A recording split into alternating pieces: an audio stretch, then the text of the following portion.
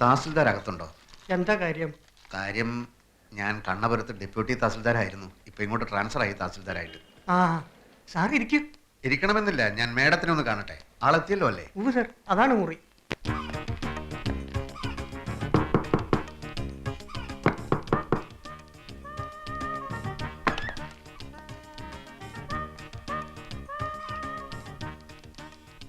ഞാൻ മാപ്പ് പറയാൻ വന്നതാണ്. ഞാനങ്ങനെ ക്ഷോഭിച്ച് സംസാരിക്കാൻ പാടില്ലായിരുന്നു, പ്രത്യേകിച്ചും ഒരു സ്ത്രീയോട്. ഞാൻ കാരണം ഒരു ഗ്ലാസും പൊട്ടി.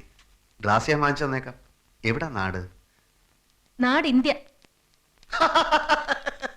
അയ്യോ മേഡം ഭയങ്കര തമാശക്കാരിയാണല്ലോ, ഇത്രയും ഞാൻ പ്രതീക്ഷിച്ചില്ല. പുറത്തു പോണം, ഞാൻ ഡ്യൂട്ടിയിലാണ്.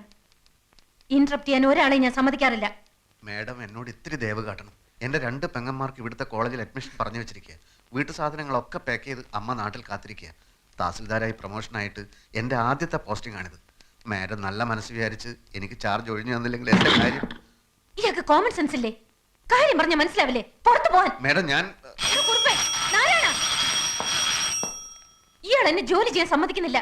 മേഡം ഞാൻ ഗെറ്റ് ലോസ്റ്റ് ഐ സേ.